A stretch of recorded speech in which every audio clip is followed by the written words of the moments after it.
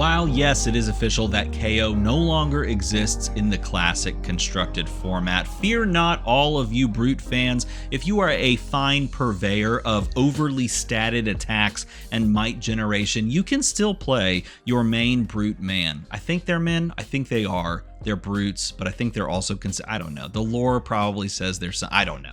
But you can still play him in Silver Age. And spoiler alert, he may be dead in Classic Constructed, but holy hell, he is alive and kicking in Silver Age. And I can prove it to you by going to the Calling Toulouse page and not clicking on the calling itself, but clicking on the showdown, the Silver Age results, and going to the bottom and final standings. If you click this, you will be greeted by a lot of the same name: Kayo, Kayo, Kayo, Kayo, Kayo, Kano, one letter off, not quite the same hero.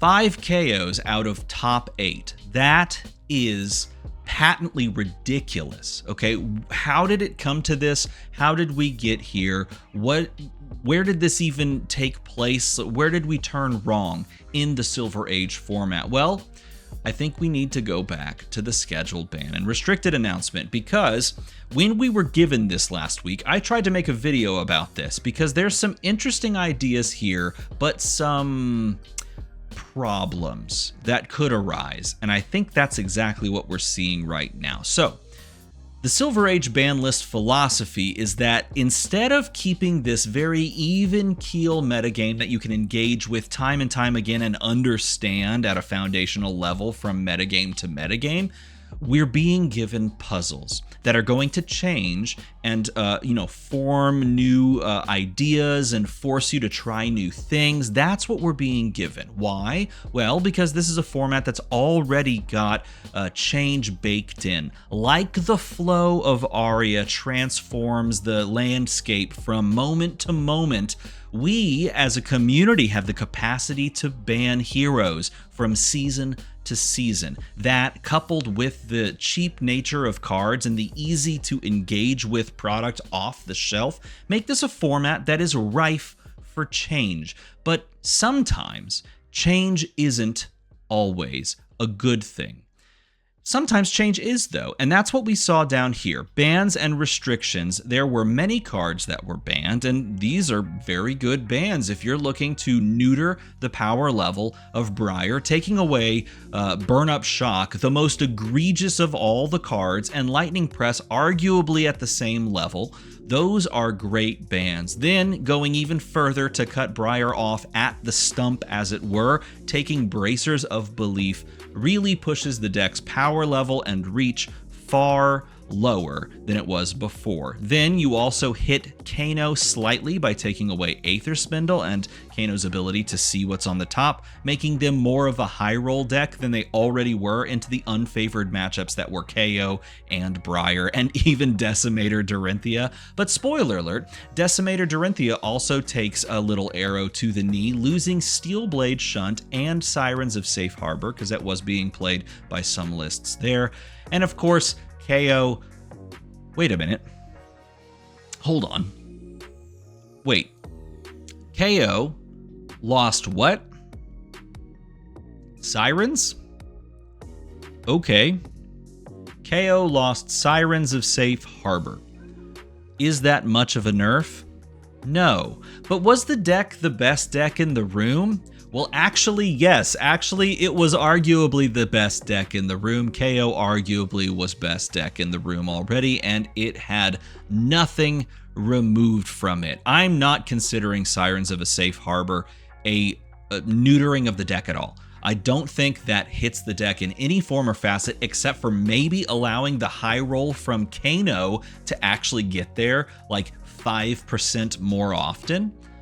That's it. Kayo lost nothing.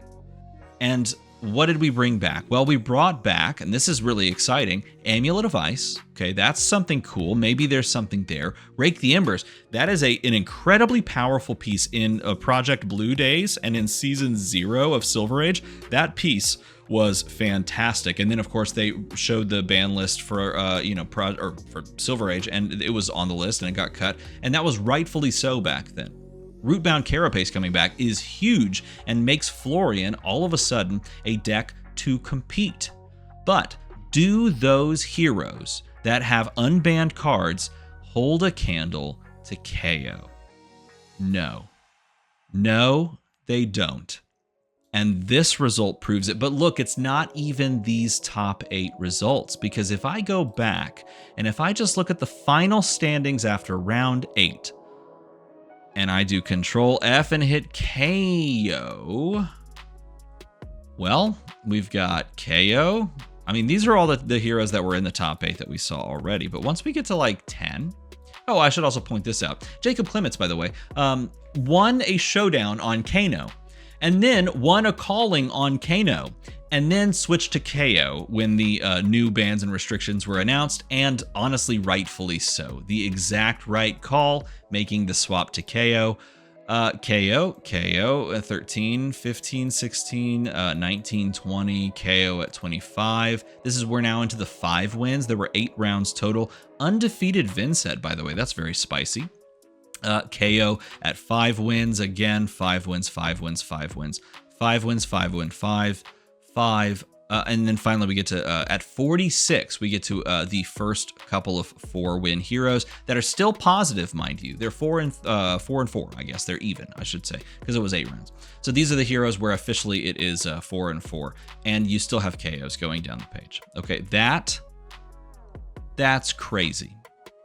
That is so insanely disproportional to the rest of the field that we have to discuss it. Now, you may be saying, okay, but that's Kayo. What about some of those other heroes, people that, heroes that people are complaining about, like Brier or Kano? Honestly, I wrote an article, and I'll tab back to this screen just so I could talk to you for a moment. I wrote an article for, the AGE series on their website, talking about how I firmly believed that something had to be done about Brier, and it's true. Clearly, LSS agreed something had to be done about Brier. They cut her off, basically cut her in half, which is kind of crazy when you think about it. The amount of nerfing, I'll just put it that way, that they did to that deck. I wrote an article very impassionedly asking you to join me to vote Brier out as a community ban.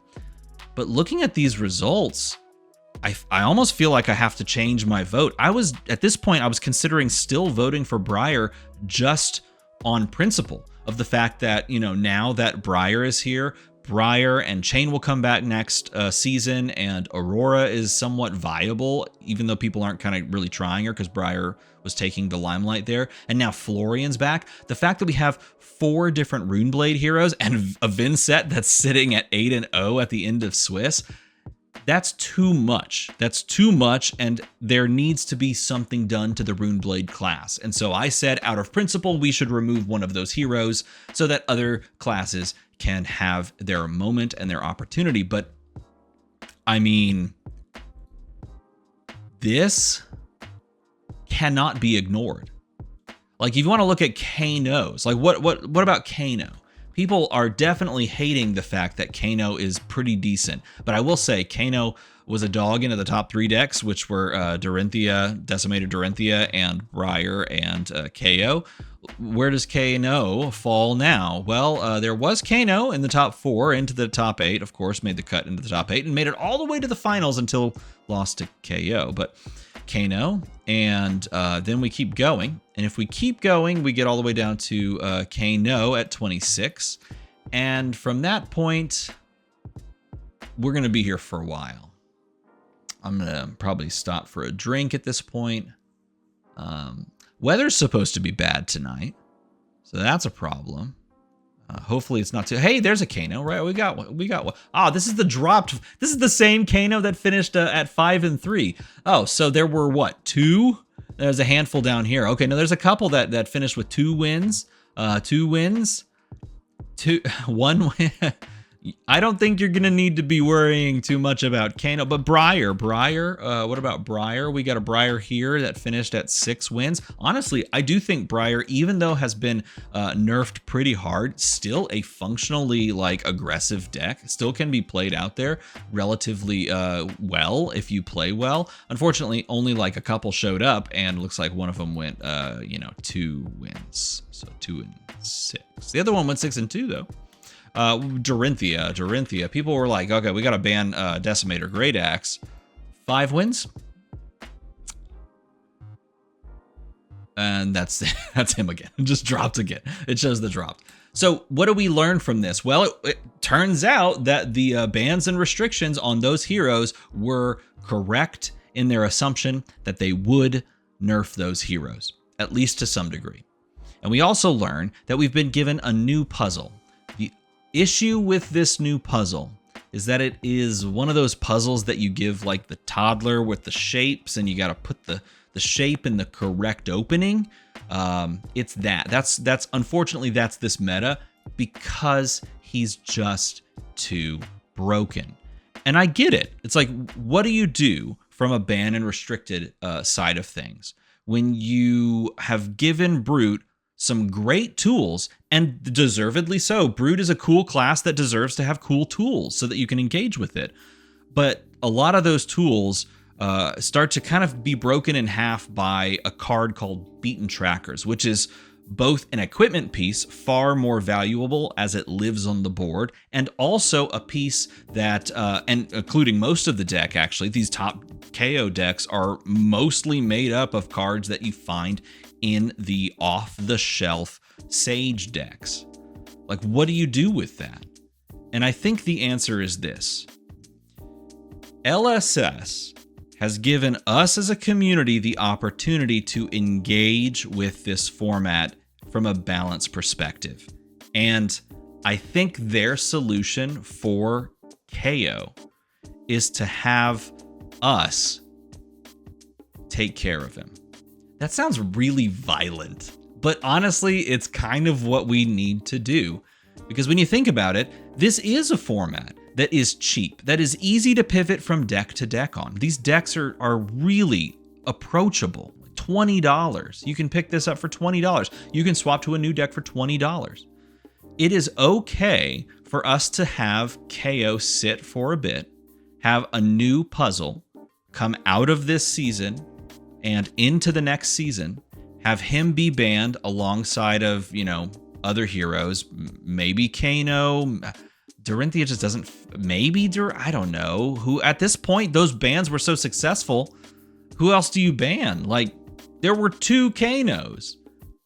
He's still a good deck, so I could still see a lot of people banning the wizard because they don't want to deal with it. Brier, I mean, out of principle, you could do it. And honestly, I wouldn't fault you for it. I might do it myself. But these results, they can't be ignored. And honestly, this format is too good to allow it to become a one-deck meta. It's too good for that. It is the intro player format, and it needs to be handled. And we have the capacity to do that. So it seems to me like the choice has become fairly clear. This deck needs to sit down, and it doesn't need to stand up for a whole season. And I think that it's sort of been left to us to create the next true puzzle that we can engage in. Because if we don't put KO out to pasture for at least a season, then it's going to be a lot more 5 names that all match each other in the top 8 of showdowns going forward.